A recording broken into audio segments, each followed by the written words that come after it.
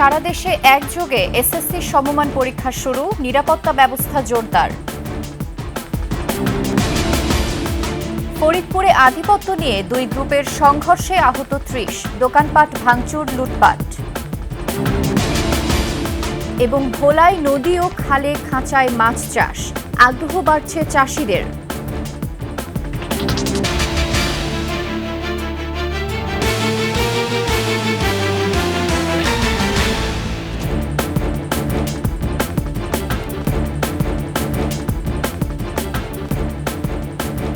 শুনছিলেন সংবাদ শিরোনাম, আমন্ত্রণ ২১শে সংবাদে। সাথে আছি আমি ফাতেমা ফারজানা নির্জনা। দর্শক, ২১শে টেলিভিশনের সংবাদ একই সাথে সরাসরি দেখতে পাবেন আমাদের ফেসবুক পেজ www.facebook.com/2124 অনলাইনে। এছাড়া সাবস্ক্রাইব করতে পারেন www.youtube.com/@21ETV চ্যানেলে।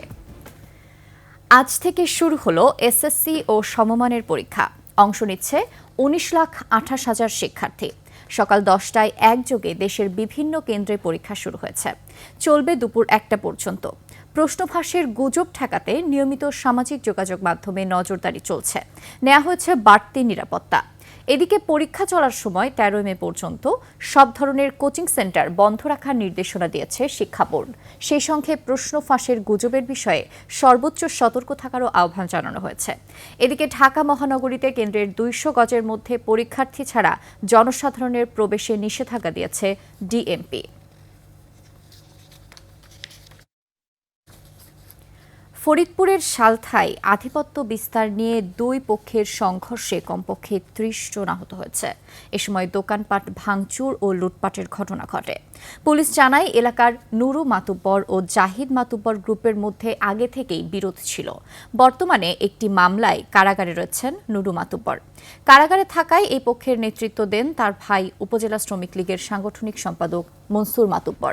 বিরোধের জেরে দুই পক্ষ দেশীয় অস্ত্র, ঢাল, সরকি, রামদা, ইট পাটকেল নিয়ে সংঘর্ষে জড়িয়ে পড়ে।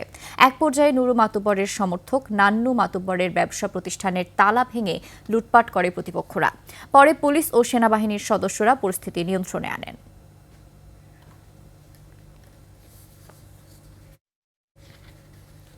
রাজধানীর কামরাঙ্গীর চরে সিলেটি বাজার এলাকায় দুইজনকে পিটিয়ে হত্যা করেছে বিক্ষুব্ধ জনতা। এ সময় আহত হচ্ছে একজন। পুলিশ বলছে, হতাহতদের বিরুদ্ধে একাধিক চাঁদাবাজির মামলা রয়েছে। খালিদ ইবনে মিজানের রিপোর্ট, জানাচ্ছেন সিরাত আল মুস্তাকিম। রাজধানীর কামরাঙ্গীর চরে গণপিটুনিতে মাসুদ ও নাদিম নামের দুই যুবক নিহত হয়েছেন। এ ঘটনায় আহত হয়েছেন সোহাগ নামের আরও একজন। বুধবার রাত 10:30টার দিকে কামরাঙ্গীর চরের সিলেটি বাজার এলাকায় এ ঘটনা ঘটে। হতাহতদের বিরুদ্ধে কামরাঙ্গীর চর থানায় একাধিক মামলা রয়েছে। এক মামলার বাদীকে হুমকি ধামকি দেওয়ার সময় স্থানীয় জনতা ৩ জনকে গণপিটুনি দেয়। ঘটনাস্থলে একজন মারা যায়। বাকি দুজনকে ঢাকা মেডিকেলে নেওয়ার পর মারা যায় আরও একজন। তবে হতাহতদের পরিবারের দাবি, পরিকল্পিতভাবে তাদেরকে হত্যা করা হয়েছে। আমার স্বামীর হত্যার বিচার চাই, আপনারা বিচার না বিচার করেন। পাবলিকে কি কোবাই মারতে পারে এটা বলেন? ওরা কোবায়া ওরা আমার পাবলিকের কাছে দিছে, বুঝাইছে যেটা পাবলিকে করছে। আমার বলছে যে জাহাঙ্গীরে কয়েকদিন ধরে ডাকাইতেছে, আমরা জাহাঙ্গীরের কাছে যাবো।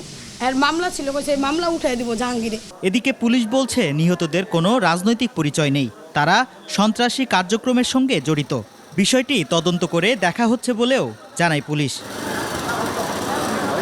সিরাত আল মুস্তাকিম, ২১শে টেলিভিশন, ঢাকা। জনপ্রিয় হয়ে উঠেছে নদীতে ও খালে খাঁচায় মাছ চাষ পদ্ধতি। কম পুঁজিতে বেশি লাভজনক হওয়ায় ভাসমান এই পদ্ধতিতে মাছ চাষে আগ্রহী হচ্ছেন ভোলার চাষিরা। এতে বেকারত্ব কমার পাশাপাশি বৃদ্ধি পাচ্ছে মৎস্য উৎপাদন। ভোলা প্রতিনিধি মেজবাহ উদ্দিন শিপুর তথ্যচিত্রে দেখুন ডেস্ক রিপোর্ট। নদীতে ভাসছে নেট দিয়ে তৈরি খাঁচা, তাতে লাফাচ্ছে হাজার হাজার মাছ। এমন দৃশ্য চোখে পড়বে ভোলার চরসেমাইয়া, ভেদুরিয়া, ভেলুমিয়া, ধনিয়া সহ ৭ উপজেলার নদী ও খালের মুক্ত জলাশয়ে।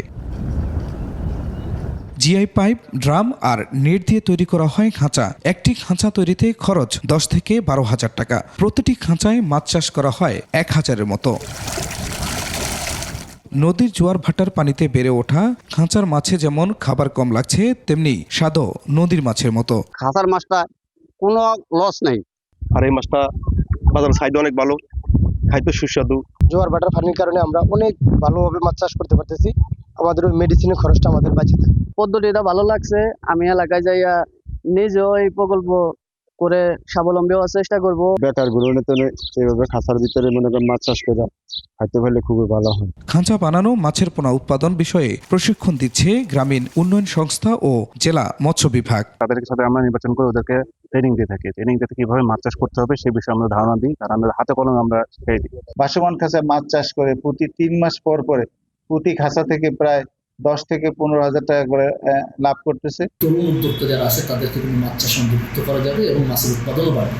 তো আমরা সেই লক্ষ্যে কাজ করছি। আশা করি এইখানে খাঁচা মাছ চাষ সম্প্রসারণ হবে। এসব খাঁচায় চাষ করা হচ্ছে মনোসেক্স জাতের তেলাপিয়া, সরপুঁটি ও কার্প জাতীয় মাছ। Khurshid Alam, desk report, 21 television.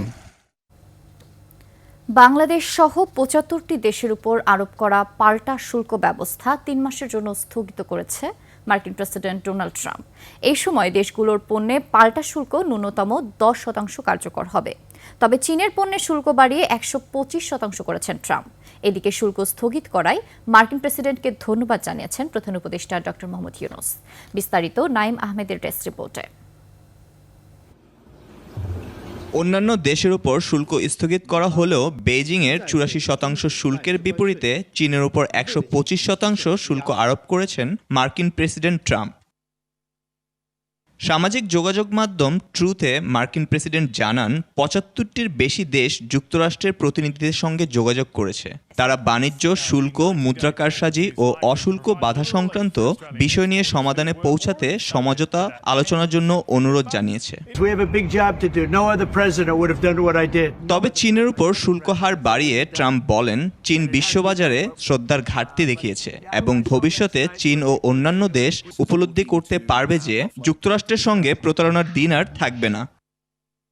এর আগে শুল্ক 3 মাসের জন্য স্থগিত করার অনুরোধ জানিয়ে ট্রাম্পকে চিঠি দেন প্রধান উপদেষ্টা ডক্টর মোহাম্মদ ইউনূস। চিঠিতে যুক্তরাষ্ট্রের পণ্য বাংলাদেশে প্রবেশে শুল্ক সুবিধা দেওয়ার কথাও বলেন তিনি। এদিকে পাল্টা শুল্ক 90 দিনের জন্য স্থগিত করায় ডোনাল্ড ট্রাম্পকে ধন্যবাদ জানিয়েছেন প্রধান উপদেষ্টা ডক্টর মোহাম্মদ ইউনূস। নাইম আহমেদ, 21 টেলিভিশন। নিচ্ছি সংবাদ বিরতি। যখন ফিরছি তখন অন্যান্য সংবাদের সাথে আরও থাকবে। চ্যাম্পিয়ন্স লিগে বরুসিয়া ডর্টমুন্ডকে 4-0 গোলে হারালো বার্সেলোনা।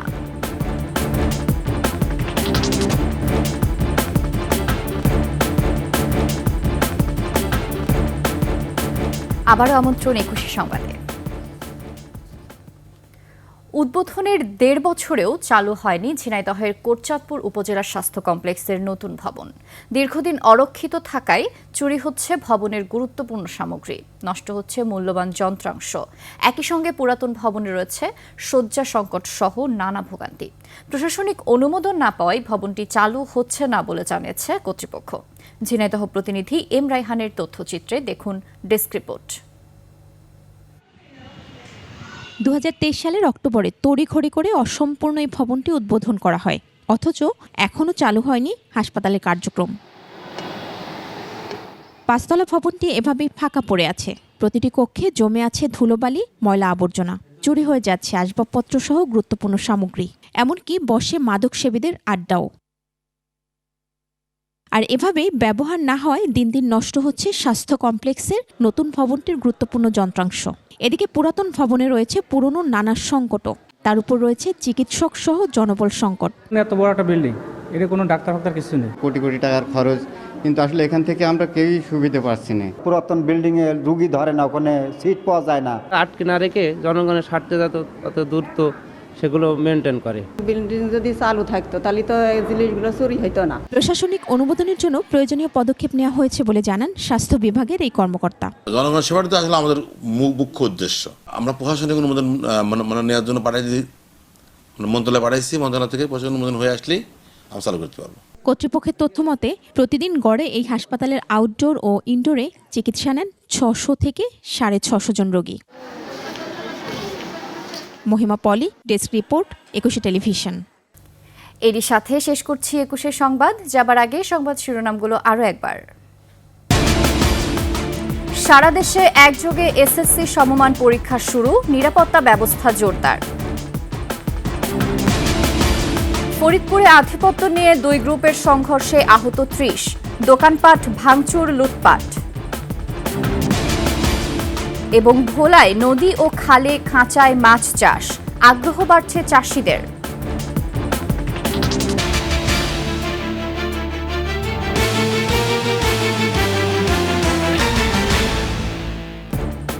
সর্বশেষ সংবাদ জানতে ডায়াল করুন 2021 নাম্বারে আর ভিজিট করুন 21-tv.com ওয়েবসাইটে। ফেসবুকেও ভিজিট করতে পারেন www.facebook.com/2124 অনলাইনে। এছাড়া সাবস্ক্রাইব করতে পারেন www.youtube.com/@21etv চ্যানেলে। এতক্ষণ সঙ্গে থাকার জন্য ধন্যবাদ। পরবর্তী সংবাদ দুপুর 2টায় দেখার আমন্ত্রণ রইল। 21-এর সাথেই থাকুন।